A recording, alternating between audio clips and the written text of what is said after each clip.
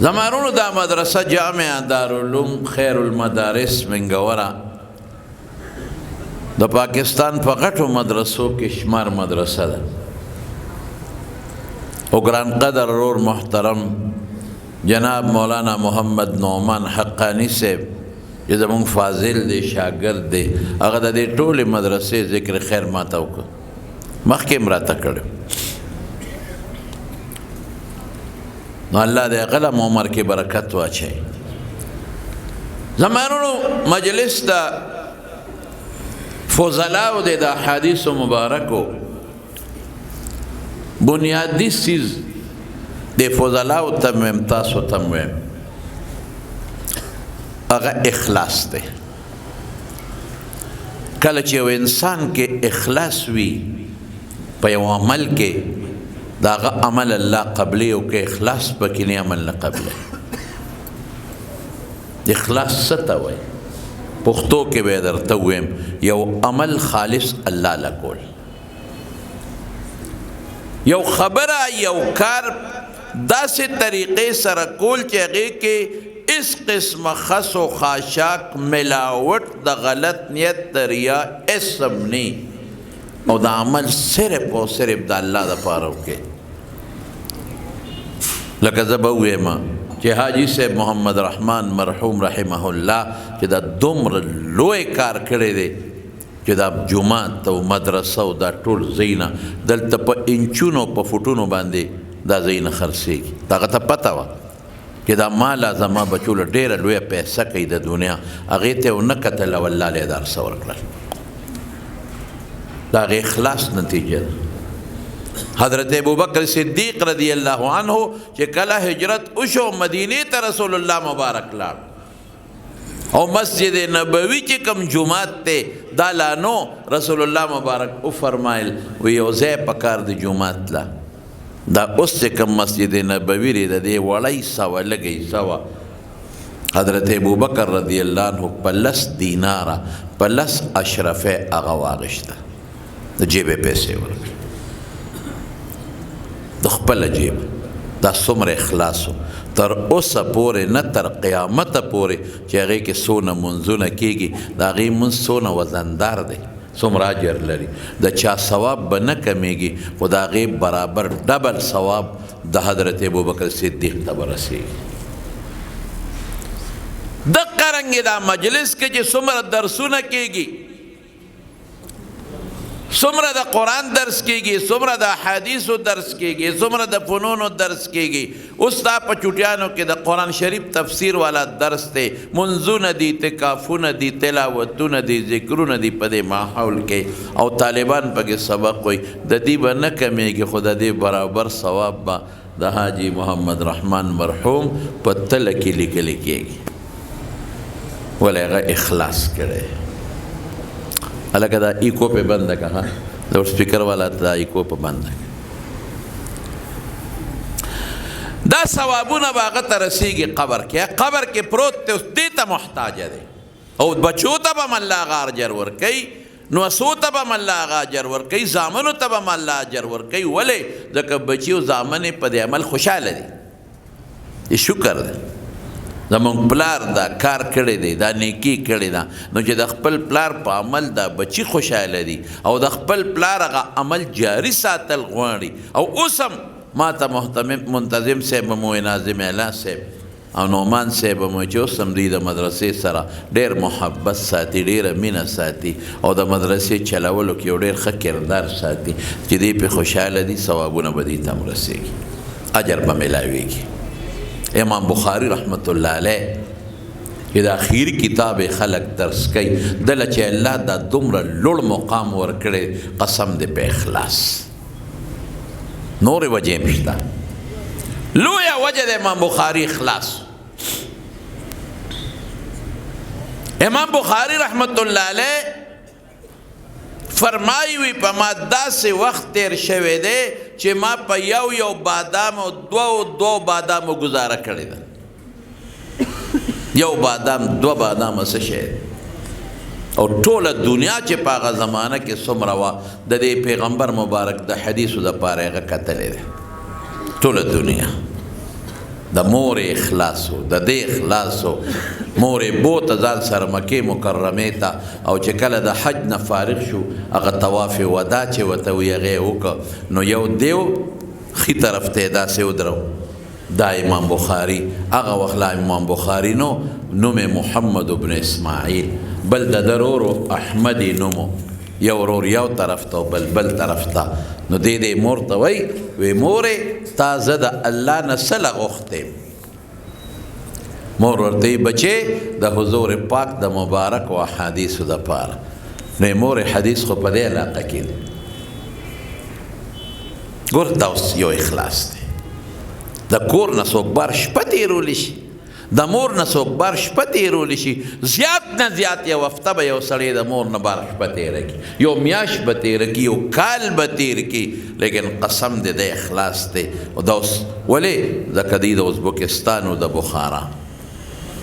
ما د کور لیدی دی د امام بخاري رحمت الله علیه کور په بخارا کې اوس هم د کور دی خو اوس پکې مدرسه ده او بورډ یې پې لګولی دی مدرسة الامام اگر چې مدرسه جرنده د طالب پکې نشته بخارا د ازبکستان په هغه اخري سر کې ازبکستان نه مکه مکرمه په زرګونو کیلومیټرو لرې ده نه جزو په هغه زمانه کې نه فلینکوچ او نه څه بس او نه ریلکار هېڅ هم نو د اسونو او د اوښانو سفر به خلکو کو او پیاده سفر یې به کولې مور ته پته ده چې دا بچې دلته پرېږدم دا به څه کېږي دا خو زرګونه کیلومیټره لرې مزل دی پیاده مزل او پچی ته پته ده لیکن مطمح نظر او مقصود څه شی دی د رسول الله مبارک احادیث د دنیا زندگی د تیره بشي د دنیا ژوند دی د مور نه به بار تیر کم تکلیف به تیر کم خو چې د حضور پاک احادیث حاصل کم دی د مورم مقصد و دی د بچیم مقصد و مور دلته حدیث خو دلته دی کنه نو مور یې ورته وی بچې همدې له مې راوستې حج مې در باندې وکړو همدې له مې راوستې خو بچې ډېر در باندې یریږم هغه زمانه داسې وه چې د هلکان به یې تختول منډی کې به یې خرڅول وي دا غلام دی غلام به نو بچې یریږم څوک دې راله ګډ وډ نه کړي بچې یریږم چې ته لوفرانو سره ملګری نه شي مثلا نشیانو سره جوارګرو سره مرګري نشي په غلط مجلس ور نشي بچې څوک دې راله ګډ وډ نه کړي ودې نه تختی بازار کې مارکیټ کې دې خرڅ نه کړي غلام در نه جوړ نه کړي مورې وي ته دوا راپسې دا هغه بیت الله دی چې دلته الله د بیبي هاجرې او د ماشوم اسماعیل حفاظت کړی زما به هم کوي دوا راپسې مورې یوه خبره ورته کوي وی بچې پرېږدم دی زه تکړه شه د پیغمبر مبارک حدیث دکا چلو جتنے بھی احادیث ہے حضور پاک کے اس کو ازبر یاد کرو لکھ کر کوشش کرو او بچې په دې او سوچ کې چې دا خو به کلونه په دې لګي کنه ځکه اوس خو یو مدرسې ته لاړ شه نو ټول صحاح به ووې کتابونه به ووې اخو به په کوڅو کې ګرځېدل په یو استاذ بس یو استاد سره 10 حدیث دي بل سره 20 حدیث دي بل سره کم دي زیات دي هغې پسې به د میاشتو مزلې کولې حضرت جابر صحابي د یو حدیث دپاره یو میاشت مزل کړی دی دی امام بخاری رحمت الله علیه د یو حدیث دپاره یو میاشت مزل کړی دی یو میاشت د تلو یو میاشت د راتلو دی باندې خو به بچې بلا کلونه لګي نو خفګان دا دی زړه کې دقه سوچ دی چې ته دا حدیث دکې او بیا خپل وطن ته راشې چې بچې دا مخ به دې ووینم او که نه زه به مړی یم او که زه به جم دی دی ورته وی امام بخاري ماشوم دی ماشوم خو نه دی دغه وخت لا تقریبا مراهق دی خو دی ورته وی چې مورې ما سره دقه فکر دی چې زه دا حدیث دکم زه خو دې میانس کې نشم درتلی او زه بیا درشم نو چې ستا دا ښکلې چهره به زه ووینم او که به ونه وینم مورې الله تعالی سوچت که د بیت الله په مخ کې ډېرې وجلل او سلګۍ ووالې او اللہ تے لا سچت کو سوئی اے ربا یا رب هذا البيت اے دے بیت اللہ ربا یا رب هذا البيت العتیق افوضه الیک دا بچے تا تسپارم خدای فاحفظه بما تحفظ به عبادك الصالحین اللہ چی سنگ دا خپلو نیکانو بندگانو حفاظت کے اللہ رب زمان دی بچی با اقص حفاظت کے پا جڑا کے تے مور رخصت شوا بچے دا پیغمبر حدیث علم پریخو دے تقلشو دا پیغمبر حدیث دا کوا دا مور اخلاص دا مور دعا او دا امام بخاری اخلاص بچے تاسو طالبانو تمیم عوامو تمیم یو با دا مور و پلار نا دعا لے اگا بچے با کامیابی چی اگا دا خپل مور پلار پا دعا رنگی او کم بچے چی دا مور و پلار نا فرمانی او دا مور دا دعا نا لری او دا مور دا چترے نا لری وی دا برباد دی پا دنیا کے ہم و پا آخرت کے ہم او دا طالبانو دو پلاران دی یو اخبل نسبی پلار دی چانا چه پیدا دی یو روحانی پلار دی چه غط استاز وی دا استاز قدر بکوی دا استاز احترام بکوی دا کتاب قدر بکوی دا کتاب احترام بکوی عوام الناس ستاسو دا علماء ستاسو روحانی پلاران دی تاسو تا قرآن خی تاسو تا دین خی تاسو تا شریعت خی تاسو تا پیغمبر مبارک لار خی کہ دا حدیث و استازی قدر بے کوئے دا پیغمبر حدیث در تخی عزت بکوئے یو دیر دوی بزرگ دی سہل ابن عبداللہ تستری والا قد غیت نسبت دی او دا دیر دوی بزرگ دی سلور سلسلے چی سمر دی دا غیب پسنت کے دی روان دی امام ابو داود در آگئی دا حدیث و امام ابو داود دیو نا پیجن چاورتوی سیب دا دیو نا پیجن دا سہل ابن عبداللہ تستری دی ورتظر پاسے دی امام ابو داود غندی شخصیت یو لوی محدث ورت پاسے وی حضرت ما عرفتو کما نا پیجن دلے او لا بأس اس باک نشتا خود یو مقصد لرا غلیمہ با پورا کے یو حاجت ملی حاجہ اوی که زما پا استطاعت و وس کی وی نو دا با پورا کم وی او اغا جتستا پا وس کے دے ما سر وعدو کا وی که دا شریعت خلاف نیلا وی دا شریعت خلاف هم ندے نو سہل تستری و توی امام ابو داود تا وی اخرج لسانکا لی اقبلها دا جبا دیو باسا چخ کلے کم جبا دیو باسا چخ کلے کم ولی زکا پا دغا جبا تد رسول اللہ مبارک حدیث لولے و امام مسلم امام بخاری تسوئی آہا یا استاذ الاستاذین یا شیخ المحدثین فی عللی اے در استاذان و استاذہ اے در محدثین و شیخہ دعنی اقبل رجلیک پریمے دا چی دا خپی در تخکل کم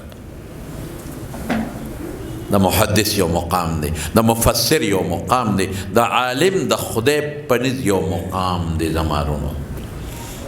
علماء با قدر کوي عزت بکوي احترام بکوي جون کې به برکتی دین کې به برکتی که د علماء به احترامی موکړه او د علماء به عزتی موکړه په زړه کې هم د علماء سره نفرت وساتو ایمان باندې یریږه بس علم څه شی دی قرآن و سنت رسول الله مبارک فرمای ترکت فیکم امرین دو سیزونه مې درته پریښي دي دو سیزونه لن تدویلو ما تمسکتم بهما ترسومو پی منگولی لگولی وی عمل مکڑی گمراہن کے گئے بنا کتاب اللہ و سنتی یو دا اللہ کتاب یو دا پیغمبر سنت علم قرآن و سنت تے قرآن دا چا کلام دا اللہ سنت سجے دے دا پیغمبر کلام قول فعل تقریر یعنی دا حضور پاک خبر نو چې د الله او د رسول د خبرو سو خدمت کوي اے ورونو پښتو کې عقلی درته ویم زما د خبرو سره څوک مینه ساتي د ما سره مینه زما د خبرو چې څوک قدر کوي زما به په زړه کې د هغه ډېر قدر وي. نو چې څوک د الله د خبرو د قرآن شریف خدمت کوي او د الله د خبرو د قرآن شریف قدر کوي خلکو ته ښیي، او څوک د پیغمبر د خبرو قدر کوي او خلکو ته ښیي، رښتیا ووایه الله او رسول به د سره سوله محبت دی. زما میشن چې څوک چلی زما ورسره څومره مینه ده. نو چې څوک د الله او د رسول میشن چلی الله به ورسره څومره مینه کوي. نو چې ته د عالم بد وې او عالم پسې سپکه وې او د عالم قدر نه کې د عالم بې عزتي کې، نو ته د الله او د رسول میشن کې رکاوټ جوړېږي. د په دې مولا خلک بې اعتماده کې د هغې بد ویل څه چې خلک دې مولا د نفرت وکړي، د نه قرآن زده نه کړي، د نه حدیث زده نه کړي، که نه نفرت وکړي خو څوک به نه نږدې کېږي. نو ته رکاوټ جوړ شوې د الله او د رسول د خبرو د هغه د میشن په منځ کې. بس دا ما ته وګوره، نور به دا اشارې مشارې دلته نه کوئ ښه، بس دلته کښېنئ چې څوک راځي کوم ځای کښېناست بس اوس ټول یو برابر دي، ټول نور پرېږدئ. بس الحق للمتقدم، څوک چې مخکې راغه د هغه مخکې حق دی، چې وروسته راځي جنت ته به هم وروسته ځي. اوس پرېږده خوشطبي مې وکړه، ټول به جنت ته بیا وزیدو که خیر انشاءالله العزیز. بس ښه په اطمینان راځئ، خو دا اشارې او دا پاسېدل کوزېدل دا په دې مقرر لږ په دماغو بوج راولي. بس ما ته اوس متوجه شي. څه مې وي علماو قدر به کوي، عزت احترام به کوي.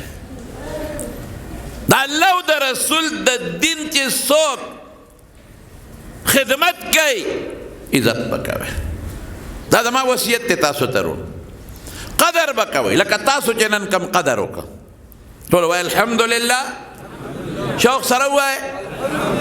قدر څه دی. دې بچو سره په مجلس کې کېناستې، نن مو خپل کار پرېښو، خپل دکان مو پرېښو، خپل تجارت مو پرېښو، نن مو د دنیا خپل معمولات ټول د دوستانو معطل کړل او دې د پیغمبر د حدیثو دې باغچې سره او دې ګلانو سره تاسو نن ناسته وکړه. دا ستاسو د علم او د علماو سره مینه ده. الله به بدل دنیا کې هم درکړي، آخرت کې به هم درکړي. د امام بخاري رحمت الله علیه اخلاص ته ګوره سر شو په دنیا کې او د حضور پاک د حدیثو په طلب کې وګرځېد او داسې سفر یې وکړی که نه. ما د خپل شیخ علامه شمس الحق افغاني رحمت الله علیه نه اورېدلي دي چې هغه زمانه کې څومره دنیا وټولی وکته، یو ځای نه دی پرېښی. یمن ته تللی دی، مصر ته تللی دی، شام ته تللی دی. دا اردن او فلسطین او اسرائیل هغه وخت د شام حصه وه. جزیرة العرب ملکونه ټول کتلی دي، بحرین او دا ټول چې څومره ملکونه دي دا ټول یې وکتل او چې څومره د رسول الله مبارک احادیثو هغې را جمع کړل، یاد یې کړل، ځان سره یې وملیکل. په لکونو احادیث د حضور پاک یې جمع کړل او په کم انداز. یو ځل د کشتۍ په یو سفر ته، هغه زمانه کې خو پیاده سفر هم وي او د دریاب سفر هم وي. کشتۍ په سفر ته زموږ د ملایان صاحبان خو لږ سادهګان علم ته توجه وي، نو پیسې ورسره وي، هغې روپۍ ډبلې روپۍ به وي، هغې شمېرلې او یو تیلی کې واچول. روان شو کشتۍ ته وخت، یو غل ورته کتل،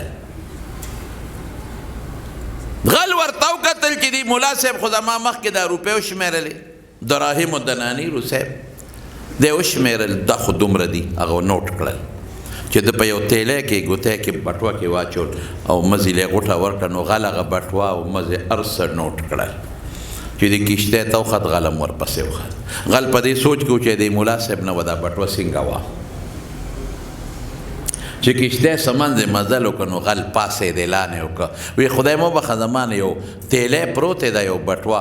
دومره زره پکې روپۍ دي، د تیلی دغه رنګ دی او د مزې دغه دی. خو غل ورته کتل که نه، دی د خدای بنده چې شمېرلې او تیلی کې اچولې، چا بونتې ماله راکړې. امام بخاري حیران شو چې خدای پاکه تیلی زما د غل ته شمېرم معلوم دی، رنګم معلوم دی، مزې معلوم دی چې دا غل د کشپ خاوند دی او که څه مزه. غل بیا چغه وواله، بیا یې وواله، اخره کې چا ورته ویله که څه شور دی جوړ کړی دی، خو چې په چا د شک یې هغه ولټوه. نو غل هوښیار هغه نیک په امام بخاري رانغی هغه بیا به خلک وایي چې دا ورسره تا لیدلې وه بل ځای نه شروع کړه یو لټی بل لټی بل لټی بل لټی بل لټی چې ټول یې ولټول اخره کې په امام بخاري راغی چې دی هم ولټو تیلی برآمد نه شو چې کشته منزل مقصود ته ورسېده امام بخاري کوز شو بستری په خپله په اوږه کړه روان شو غلم ورپسې روان شو چې خلکو نه ځان له شو نو غل ورته وایي ملا صاحب دا ملا زمونږ اصطلاح ده هغه زمانه کې چېرې اصطلاح زه خپله اصطلاح ویم ملا صاحب لږ ودرېږه ویدم وی نور تم خپې او زم خپیم وا تیلی دې څه کړه نور خپ ویم دا غل چې دی که غلام ګورې په عقل کېږي چې کمقل غلی که نه روزانه به وال خوري چې هوښیار غلی شی به وایي یو سړي نوې سپلی اخیستی وی بلکل نوې جومات ته لاړ نو په جومات کې هغه اودس کوه یو غل ورپسې راغی وی دا سپلی دی استاد جي مخکې کېده څوک به یې دنه پټې کړي هغه وی ما خوا کې دا دی پرتې دي که څنګه څوک پټې کړي یاره وایي درته وایم چې مخکې کېده دنه به یې څوک پټې کړي زه دې خیر خویمه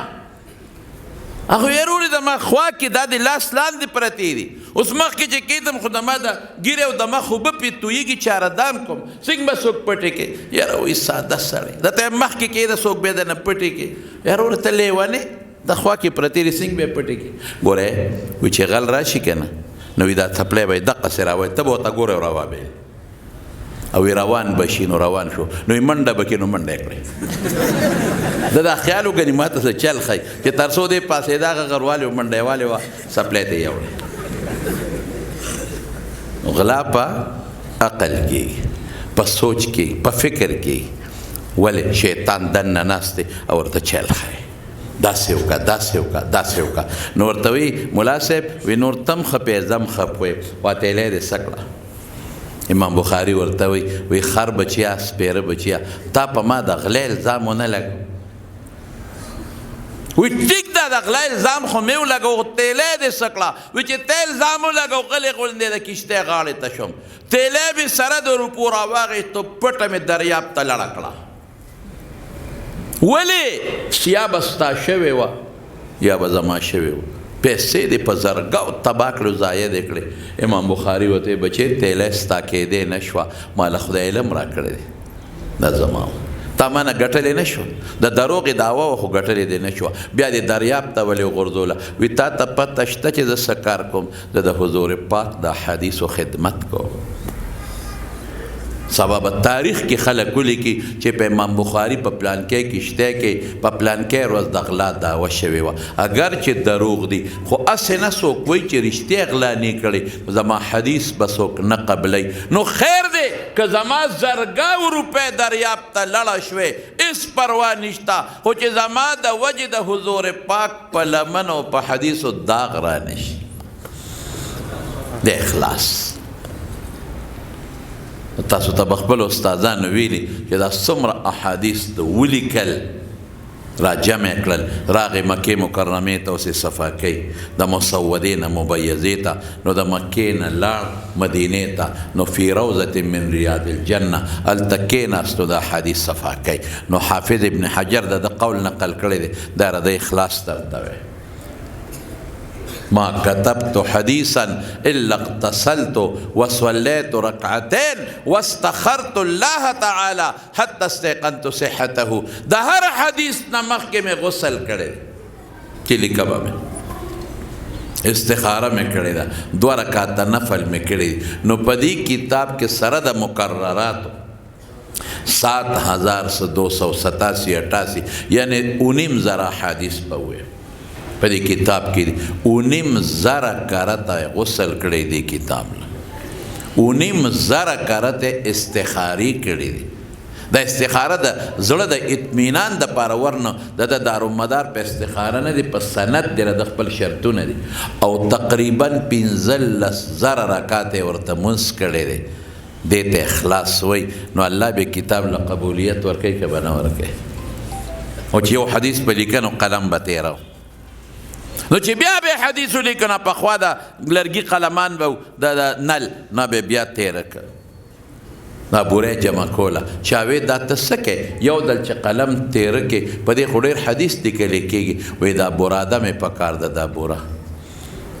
د ځان سره ساتلې وه چې مړ کېده نو وصیت یې وکړه وایي چې ما له غسل له اوبه ګرموی دا بوره به هغه خشاک کې واچوي چې د دې تاو دا هغه بوره ده چې ما پې د رسول الله مبارک حدیث لیکلی دی چې دې تاو اوبو ته ورسېو د اوبو حرارت زما وجود ته ورسېد او ځان سره به د رسول الله مبارک حدیث ویښته ګرځول په دستونې کې به یې نښتل د امام بخاري خو زما وروڼه ازمایښونه پې ډېر راغلي نیشاپور ته لا هغه ځای نه دا خلک ورپسې شي یو کار به کوئ مولانا د طالبانو ته بغض حسد به نه ساتئ لږ یو کمی په مونږ خلکو کې شته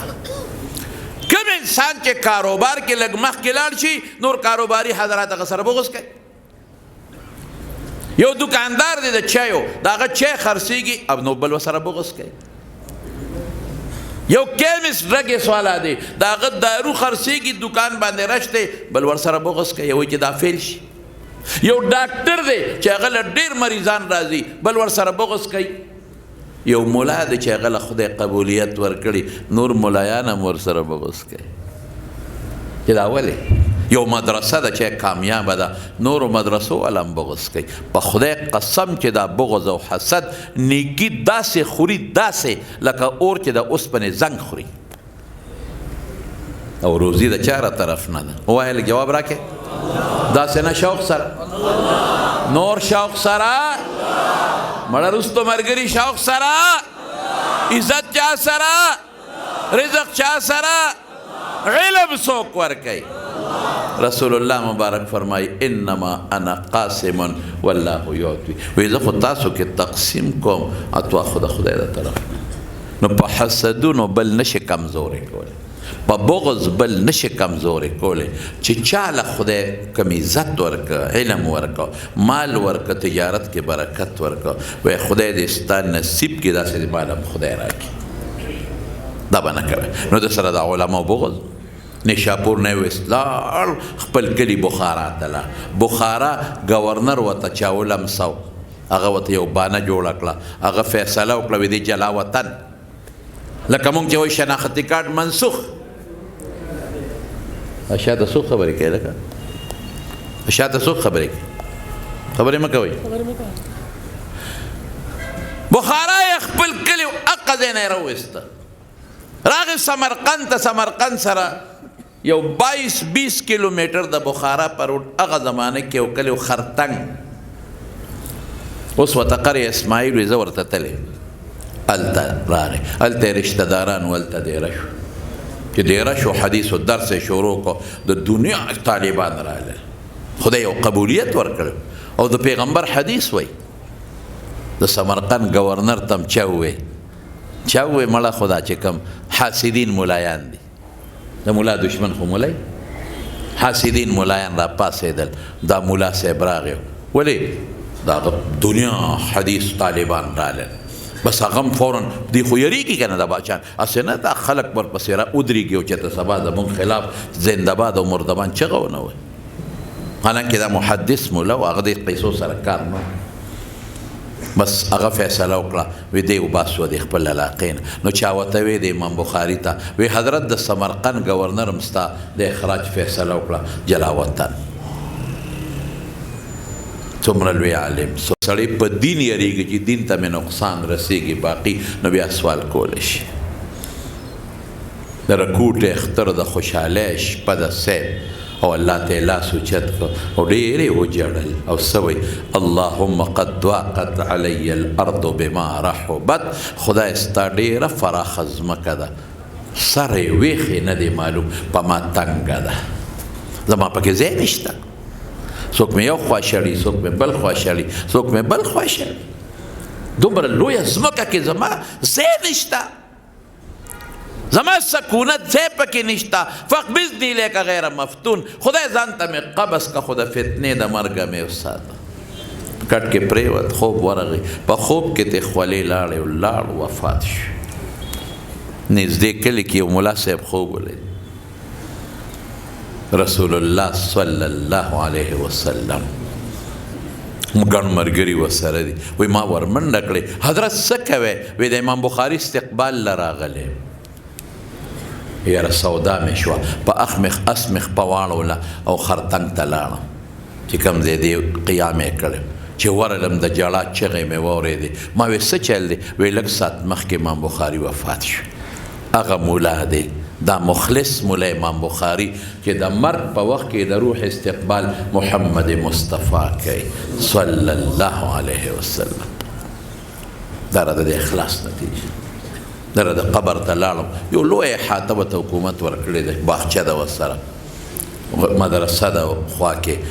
غټه احاطه ده کې قبر. ازبکستان کې امیر تیمور د ډېر لوی خلک دفن دی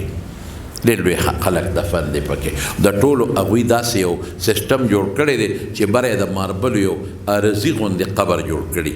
او د هغې چتې چت او دا چت لاندې اصل قبر اصل قبر چې په هغې بره چته جوړي نو په چتې قبر جوړ کړي عرضي د ماربلو خلک هغې ته ودرېږي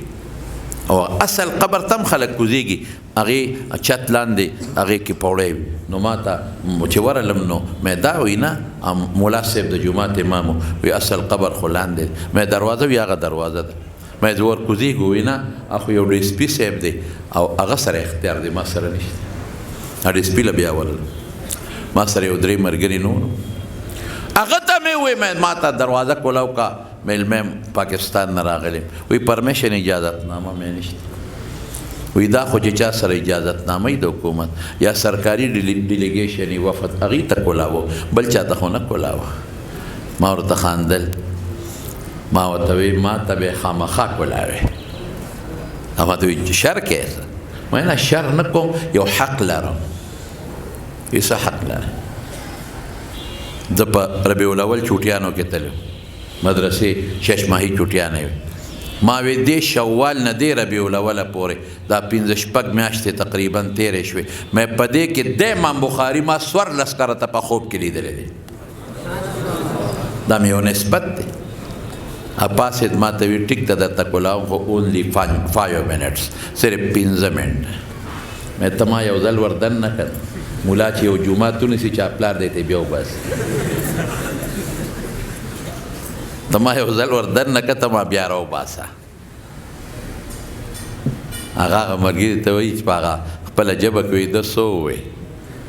هغه ورته وخندل وایي ته دا خبرې پرېږده. دروازه یې راته کوله وکړه بیا راپسې بنده کړه هوښیار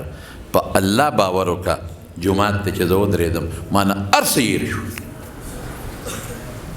مرګ نه پس د هغه علمي مقام را مستحضر شو را مخکې شو په هغه چې کوم ظلمونه را مخکې شو د هغه د دین خدمات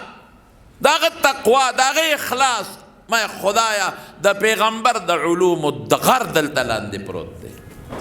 څومره تکلیفونه پې تېر شوي دي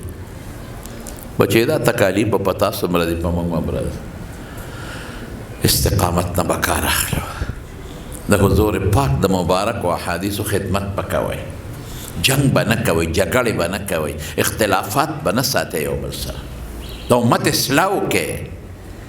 امت ته قرآن وښایئ امت ته جګړې به ښایئ امت ته دین وښایئ. دا څومره کشران بچي چې دي زما خپله طریقه څه ده زما خپله طریقه دا څومره نوجوانان هلکان چې دي د دې مشرانو نه ما سره دوی زیات محبت دی. په کومه لاره چې ځم رامنډې راپسې وایي ګاډي پسې رامنډې وایي. ماشومان دا پوټې بچي یو بل ته وایي وایي هغه مولوي صاحب پلان کې دغه دی روان دی. جاپان ته لاړم زما استقبال د غټو نه وړو زیات و حالانکې هلته د استقبالونه نشته. جاپانیان حیران وو چې دا څه کوي. ماشومان سکول نه چوټي کړی و دا بیانونه اوري.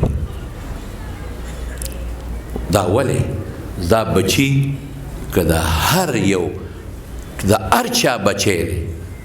او که د هر ګوند او هرې پاټۍ سره تعلق لري دا زه خپل بچی ګڼم. دا زه بولیانو ته هم ځان ته رانږدې کړئ دا هلکان ښکل کړئ دې ته قرآن وښایئ دې ته سنت وښایئ. نن دا کشر کل د نیټ په سیلاب لو دی نن لغړو بربند تهذیب دومره په تیزۍ روان دی چې به دومره تیزۍ دریای سند هم نه دی روان. د کشر بچي قابو کې د خپل بچي وګڼئ، دا ځان ته رانږدې کړئ، قرآن ورته وښایئ، سنت ورته وښایئ، حدیث ورته وښایئ، په ښایسته ژبه دوی سره داسې ژوند تیر کړئ لکه د خپل بچي سره چې تېروئ. دا ښکل کړئ، دا رانږدې کړئ، دې ته قرآن وښایئ. مقصد د حاجي محمد رحمان مرحوم دقه و، د هغه د بچو هم دغه مقصد دی چې دا بچي علم زده کړي، حدیث زده کړي، قرآن زده کړي، امت ته ورسوي. د سوات خوره خو صاحب په علماو آباده خوره تېره شوې ده. موږ خو په مثال کې سوات ورکوو. او زه به دا حقیقت سره دا یو خبره وکړم، باچا صاحب د خدای په قبر انوار نازل کړي، والي سوات یې لکه د ګل ساتلی. او د سوات هغه علما په سوات کې تیر شوي دي، هغه کوهستان نه ونیسه تر بلکنډه پورې چې د هغې مثال په مخ د ځمکه نه تیر شوي بزرګان تیر شوي دي. اوس هم الحمدلله د سوات خوره د علمو ډکه ده، د تبلیغ والو ډکه ده، د دعوت والو ډکه ده، د نیکانو ډکه ده، تسبو نه ډکه ده، د صالحینو نه ډکه ده. د سوات خلکو کې چې کم دین دی، کم ایمانی جذبه د ډېرو کمو خلکو کې ده، په دې وجه خو زما سوات خوښ دی. دې بچو ته دین وښایه، دې ته قرآن وښایه، دا ځان نه مه لرې کوئ، دې نه نفرت مه پیدا کوئ، اخلاص سره د قرآن و سنت خدمت وکئ. ازمایشونه تکلیف هر څه به راځي،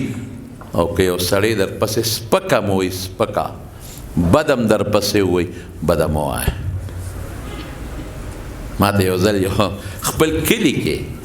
چا وی فلانکې سړي تا پسې ډېرې بدې ردې وایي. ما بس ما کې به څه نقصان لیدي که نه، ما پسې چې بد وایي خو ما کې به څه نقصان لیدي. نو مې کمبخت له پکار دا دی چې هغه نقصان ما ته وښیي چې ځان یې وباسم. یو ځل جنازه کې مې وکړله چې را روان وم، ډېره غټه جنازه وه، دغه سړی داسې ما نه خوا کې خوا روان، خو ما نه داسې کرکه نفرت وکړه خوا لاړ. ما ورپسې ورتېر شوم، د مټه مې ونیو، مې لکه دې خوا راشه سړی څه له منډې وې. اوس ما د هغې علاج کولی شو، ما یې ښه علاج راکړ، ما ته ښه مضبوطه څپېړه مې ویستی شو چې ولې داسې کوې. بلکې ما څپېړه نه، په تقریر کې مې یو ټکې ویلی وي چې دا فلانکې داسې دی، په خدای چې خلکو به قربانۍ ګټ ته جوړ کړی. ما وی نه نه نه، بې عزته کولی مې هم شو په بیان کې، ما نه نه دا نه کوم. مټه مې ورې مې لکه څه کې موږ نه منډې تړی خوا دې خوا وې سړی چې د موږ سره خو هم په خیرالې کوه، را تر غاړه مې بس. اقه شپه سره د بچو زما کور ته راغی، زما په دې کونډو لاسونه کېښودل، دومره یې وجړل سلګۍ ووایه. دا مولیان به نو پیدا شوي، او یو اخلاص به ټول کوئ، ما سره به یو وعده کوئ انشاءالله چې څومره دوستان یې، یو یو بچی به علم ته وباسئ، قرآن ته به وباسئ. لاس اوچت کې انشاءالله ووایئ، داسې نه شوق سره مړه سم شوق سره ووایئ، چې جوړ نه ده څکلی، شوق سره ووایئ ماشاءالله، یو یو بچی وباسئ، قرآن ته وقف کې، د الله قرآن پې زده کې. روان یو لاړو د دنیا نه به ځو چې ستا یو هیره پاتې شي، تا نه یو ملغلره پاتې شي، یو حافظ ځان نه پس پرېږده، یو عالم ځان نه پس پرېږده. او یارېږه مه په ډوډۍ چې ډوډۍ به څوک راکوي. ما وختي درته وایي روزي د چا په لاس کې ده؟ ډوډۍ خو موږ مولیانو له خدای راکړه، تاسو څو خوړل؟ څه تش سابه، سپینې روجې، خفه کېږئ مه، تور باټینګن که دا مخ یې خدای مردار کړي. چرګان در نه مونږ ټولول، ګډان مونږ خوړل، چیلي مونږ خوړل، پیروي مونږ خوړل، شی د نه غونډ ګورې مولیانو والی دی. روزي خدای مونږ له راکوي، ښه یې راکوي، ستا په لاس یې راکوي، خو ښه روزي راله خدای راکوي، ښه جامه خدای راکوي، ښه پیزار خدای راکوي، او د دنیا شکر د عزت هم خدای راکړی. هر څه ده. زه لا مولا نه یم، یو رکوټې غوندې یو چڼې غوندې مې یو ځای کې مې یو بیان کو، هغه لاره داسې وه چې هلته را پارامو چرګانو دوکانونه وو، دې خوا ما دې خوا جومات بر اوچت و. زه چې په هغه لاره تلم، خلکو ته مې وسم چې په لاره راتلم، مې هغه چرګان وې چې هغه مولا راغی بیا راغی. ولې خو چې مونږ راځو نو خلک چرګان حلالوي او په خلکو یې خوري هغه به بیا یو بل ته لګي چې هغه ملا د در لاسه مونږ غرق او تباه شو دغه دی بیا راغی ډوډۍ د چا لاس کې راووایه الله اخیري یو خبره ته کوم یو ځای کې راته یو هلک وی زما مور درته حلوا پخ کړی دی ټوله شپې پکې دا چکې او بادام او دا څیزونه مې د کړي ډېره خشته حلوا درته زما مور پخ کړی یاره هغه چې دا حلوا سیم د حلوا دا لږه خوږه لګي نو ما چې خدای د حلوا به اوس کله راځي ډوډۍ مې وخوړه حلوا یې راوړه نو ما شوګر شروع شو نو ما ته هغه ملګري وی مه خوره هغې رانه مې ولې نو ما ته وي دا شوګر بیا زیاتی مې خدای ظالمه دا به څونه شوګر زیات کړي 110 120 پکې 130 یاره مړه 200 400 خو مرم خو ته نه کنه بیا راکوس کو او که مې نه خورم کنه که نه خورم ټینشن جوړیږي او ټینشن سره بیا بلډ پریشر او شوګر هارټ اټیک د دنیا بیماری دی د خوا که سړیا په خدای غونډ پلیټونه حلواګانو موږ درنه وخوړل ټول روزي موږ له خدای راکړه موږ به د خدای شکر ادا کړه ما ته کله ډاکټر وي دا ګولۍ په ناره خورې مې ما له نارې ګولۍ مه راکړه په ما نار وخت شته نه ما له د مړې ګولۍ راکړه داسې ګولۍ راکړه چې د هغه څه خورم چې هغه راله هضم کړي وی پرهیز کوه مې خدای ته یو ډاکټر ما ته وایي روجې به نه خورې غوړ به نه خورې غوښه به نه خورې چینی به نه خورې غنمو ډوډۍ به نه خورې بوتابه به خورم څه به خورم ګوپي پاڼې خوره دا تاسو ته څه وایې لکه سلاد ګوپي پاڼې مې د ما ګوپي د بلا نه بدې شي خدای دې بیخ د ګوپي وباسي ګوپي چې دې وخوړه نو دې مار به اودسونه کوې بیا ټماټر او پیاز او دا موږ څاروو ته اچو ملا سړی و د غوښې نه پرهیز ملا سړی و د حلوا نه پرهیز ملا سړی و د غوړو نه پرهیز زه مړه مې چې کوم وخت د مقررې د هغې له به رسېږو او پرهیزونه مریضو زموږ په کتاب کې نشته دی دا مې چې تاسو تر دې پورې وي ترغیبا مې راته وي نور په بچو به د ډوډۍ دپاره علم نه کوئ ایمان زموږ دا دی چې رزق عزت دولت دا د چا په لاس کې دی وایه بچې دا څو خبرې مې ستاسو په خدمت کې عرض کړې ډېر زیات خوشحاله شوم خصوصا ستاسو د منګورې د دې نږدې دوستانو نه په دومره لوی تعداد کې راغلی زړه مې درنه خوشحاله شو اسیم ما تاسو ته وایي چې د سوات خلک زما د زړه نه خوښ دي د زړه نه مینه لرم ورسره او بیا بالخصوص دې طالبانو سره دا د رسول الله مبارک د چمنستان ګلان دي دوی سره تاسو کېناسته انشاءالله الله بدله خیر او برکت عافیت درکوي زه بیا حاجي صاحب محترم محمد رحمان